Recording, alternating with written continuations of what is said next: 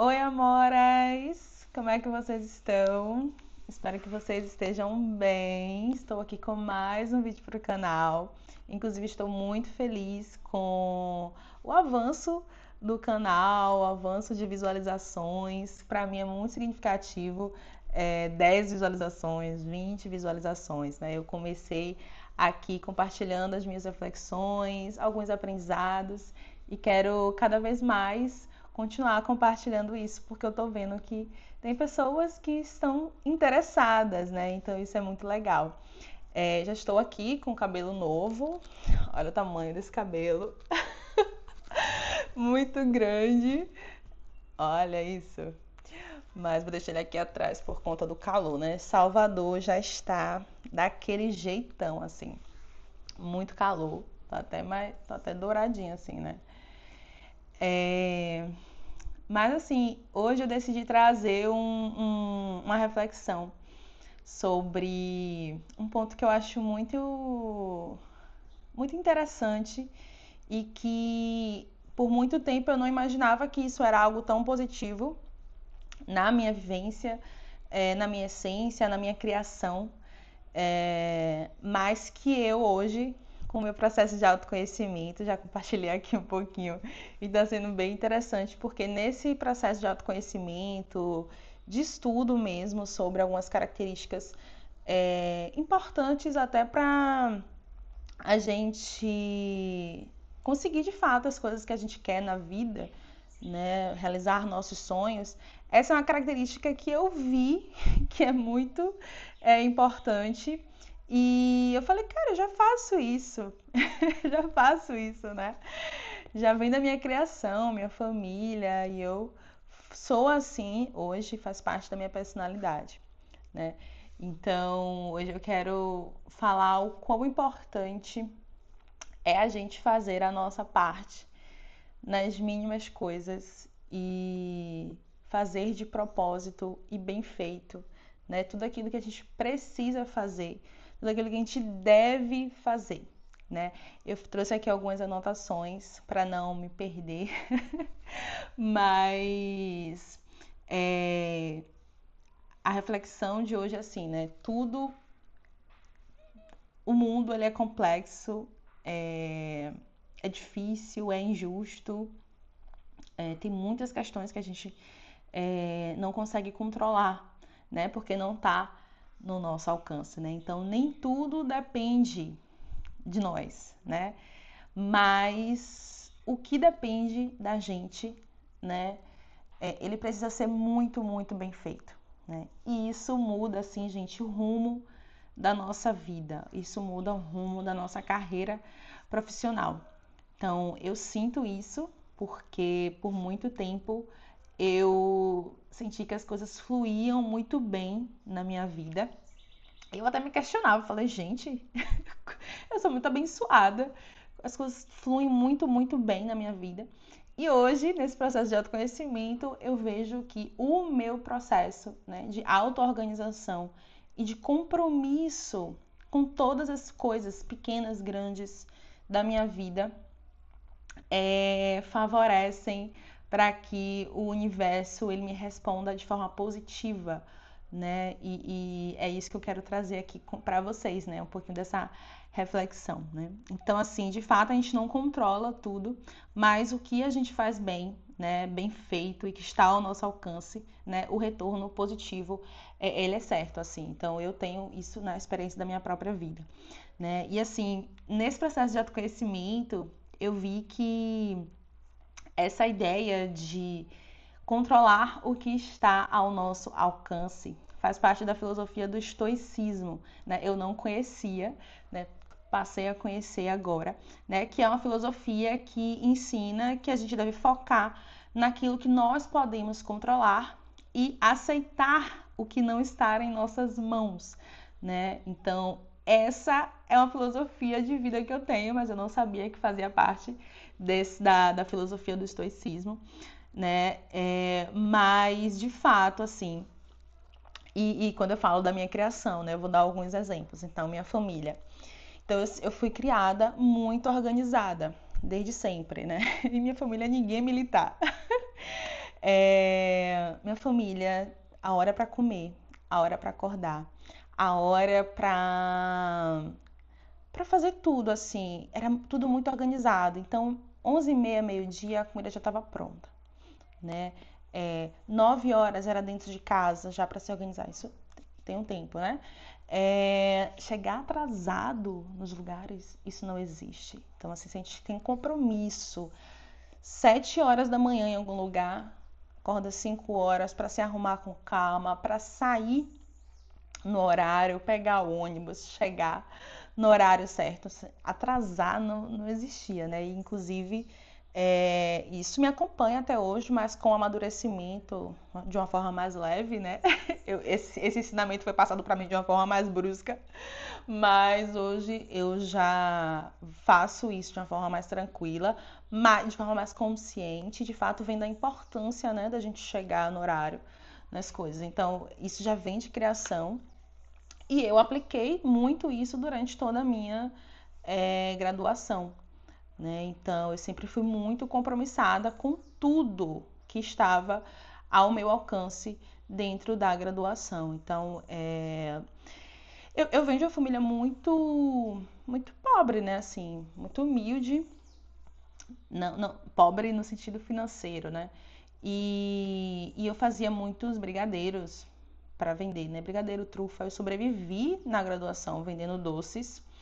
E é interessante porque eu ia dormir, tipo, muito tarde, 1 hora da manhã, para poder terminar os doces, né? De enrolar e tal, colocar na forminha e tal. E a primeira aula do outro dia era 7 horas da manhã. E eu moro no subúrbio, né? Então é distante. E eu chegava no horário, na aula, né? 7 horas da manhã. Acordava 5 horas, se arrumava, pegar o ônibus de 6 horas, que é distante, é 1 hora de relógio para chegar na faculdade. Então, assim, eu sempre tive esse compromisso. E não só com isso, né? Então, eu lembro que no vídeo anterior eu comentei que eu fiz monitorias. E aí, no primeiro semestre, a professora de histologia, ela comentou que ia abrir seleção para o próximo semestre de histologia. E automaticamente eu comecei a me organizar para isso, né? Porque eu decidi que eu queria entrar na monitoria. Gente, isso era primeiro semestre.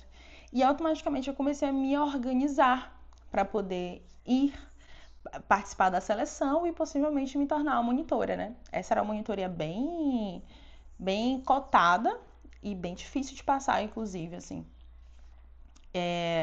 E aí o que acontece, né? Quais são as regras? O que é que eu preciso fazer para poder entrar na monitoria? Então eu fui conhecer todas as regras ali, pegando 5 disciplinas, mas concomitantemente também conhecendo as regras para passar naquela monitoria, né? Observava como os monitores, que eram os meus monitores, estavam atuando, né? Qual era o perfil da professora.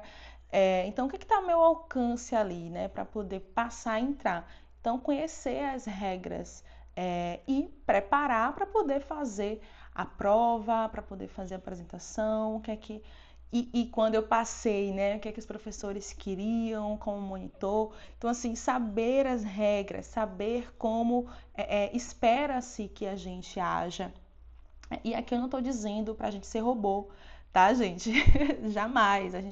Eu tenho uma personalidade própria e isso é muito bom, né? Todos nós somos diferentes, temos nossas personalidades e nós tem uma coisa assim, tem uma frase que eu não sei de onde foi que eu vi essa frase, mas é a frase: nós sempre estamos sendo observados, tá?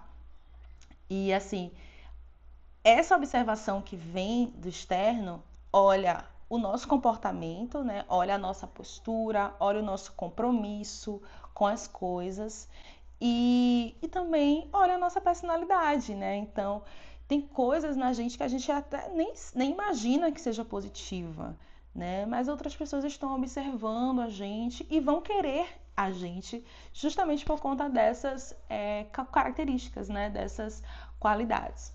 Então, assim, é um pouquinho dessa minha história, assim, né? E eu sou assim com todo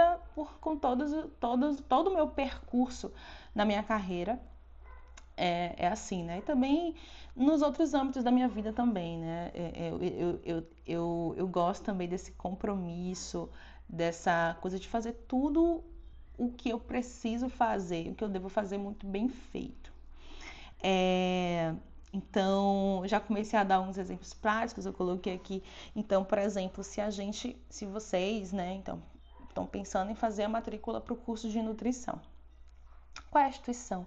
Qual é a regra da instituição? Quais são os documentos necessários? O que é exigido? Vai ter prova de entrada? Como é essa prova? Né? Buscar quem já fez, saber de fato as regras daquele lugar.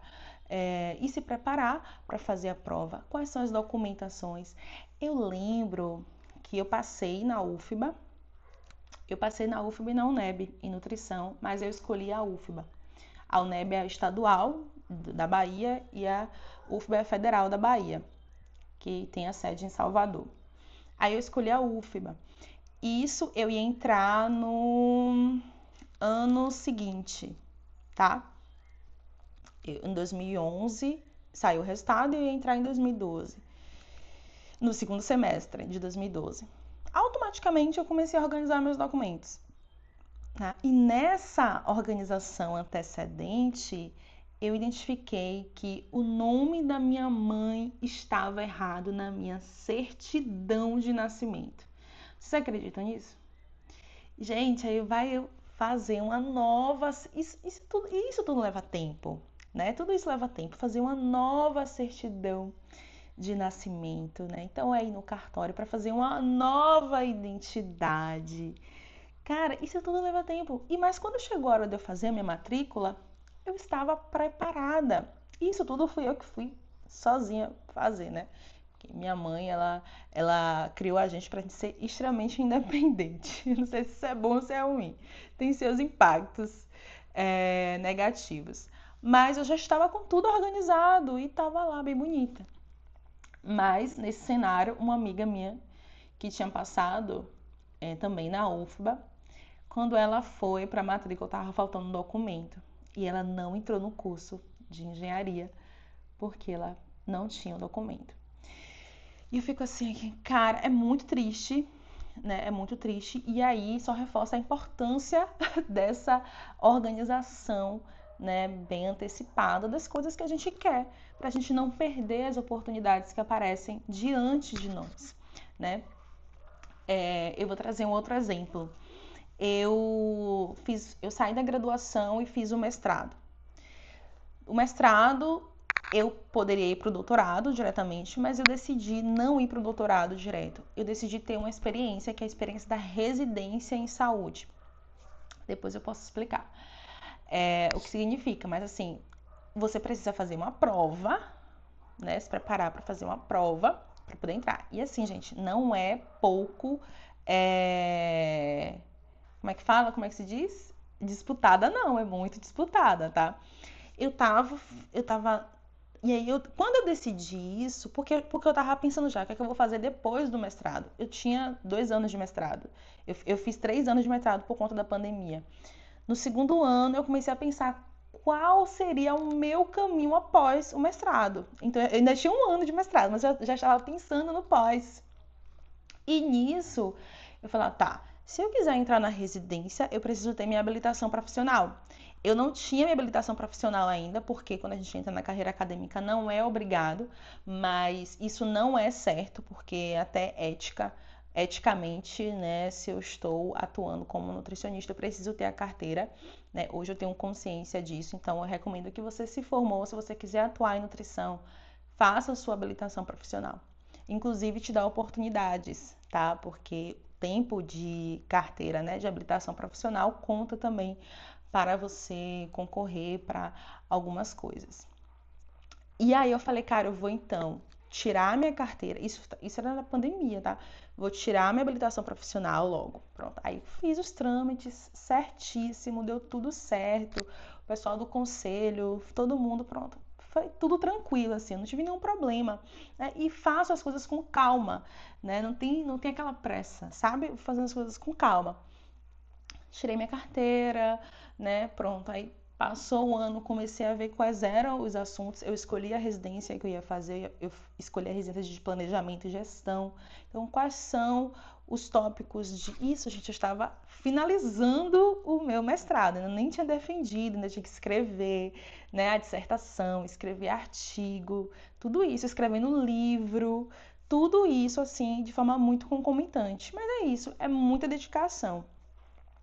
E pronto. Aí comprei livros para poder estudar para a residência. É, aguardei. Quando é que saiu o edital? Olhei quando foi que saiu o edital do ano anterior para me preparar. Saiu o edital, li o edital, vi o que ia cair e tal.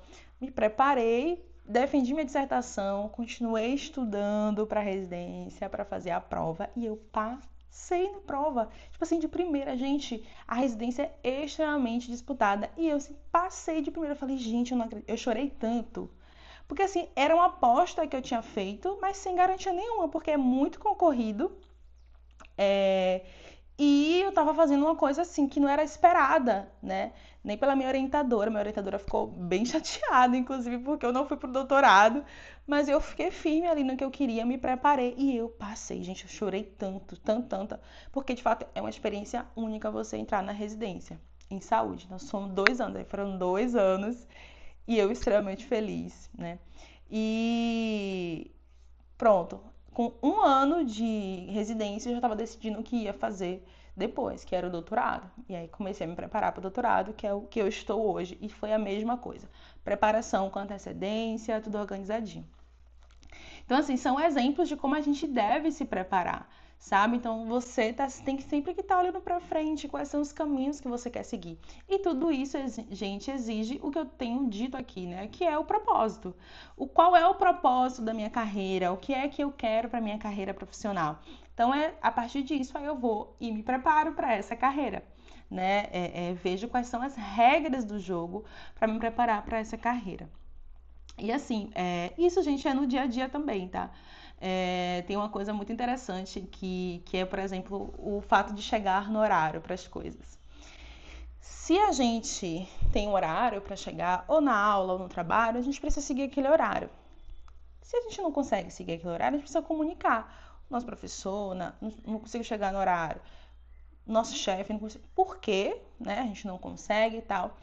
E ver o que pode ser feito nesse contexto, né? Não é simplesmente não fazer as coisas sem comunicação, né? Então, eles podem entender, elas podem entender, podem não entender, e aí tá, quais são os meus direitos nesse cenário, né? Assim, então, a gente está sempre buscando, de fato, na verdade, sendo protagonistas das nossas próprias vidas, né? Não deixar que o mundo tome as rédeas da nossa própria vida, porque vai ser um caos. Né? Essa organização ela traz uma serenidade para gente, traz uma segurança para gente. Então é isso assim, mais que eu quero até focar, né? Em relação à nutrição, eu já trouxe aqui um vídeo sobre a regulamentação, né? Então a gente tem, por exemplo, a profissão. Não é só nutrição, né? A maioria das profissões são regulamentadas. E a gente tem deveres e responsabilidades. Né? Então, a gente também toma atento disso, né? Então, eu tenho um diploma e aí eu quero atuar com essa profissão, tá? O que é que eu preciso fazer dentro dessa profissão? Primeira coisa, tirar a sua habilitação profissional. Primeira coisa, pagar a sua anuidade, né? Ah, mas é caro, não sei o que. Gente, é a regra do jogo nesse momento. Sabe, assim, não tem muito o que a gente fazer. O que a gente pode fazer é o quê? De forma concomitante a fazer ali a nossa parte, o que está no nosso controle, é participar de espaços que vão reivindicar, né, melhorias para a profissão e ser um ator, uma atriz da nossa profissão que valorize a profissão. Porque, assim, valorização profissional é igual retorno financeiro, né? Então, a gente sair do lugar de reclamar para entrar no lugar de protagonista, né? De reafirmar o nosso valor, de construir uma autoestima profissional, né? Dentro da área que a gente tá. E aí, no meu caso, é a nutrição. Então, eu valorizo muito a nutrição.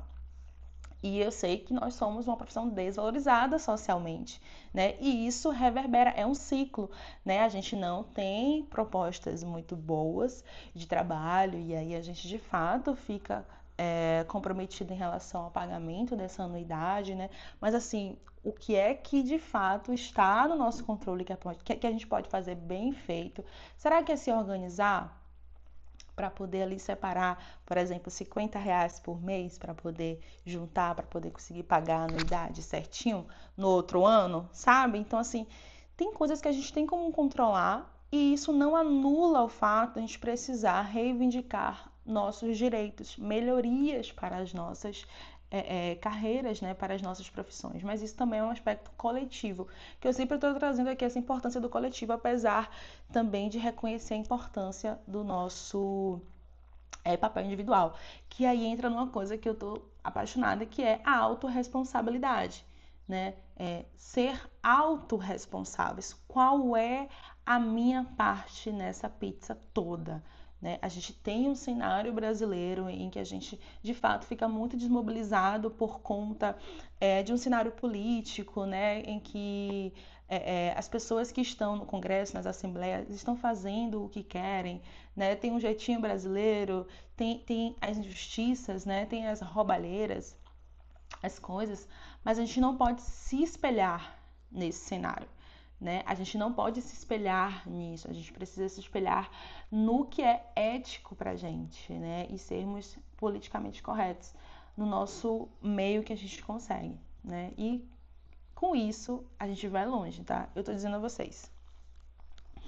E assim, gente, só para fechar, né, que o vídeo já tá ficando longo, a gente não tem como ser um profissional, uma profissional que constrói uma carreira com sentido e propósito se a gente não tomar as rédeas, né, desse lugar que é nosso, que a gente quer ocupar.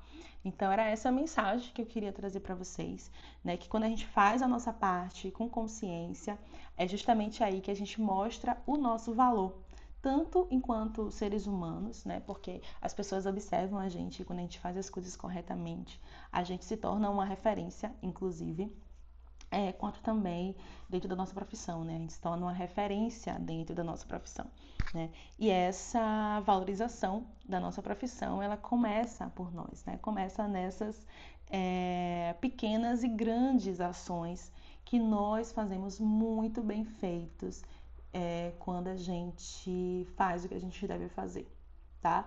Então é muito nesse sentido que eu queria trazer esse vídeo, porque eu vejo muitas pessoas reclamando demais, reclamando muito das coisas básicas. Então eu tô no doutorado, o doutorado é o mais alto nível, assim, né, de qualificação que a gente tem.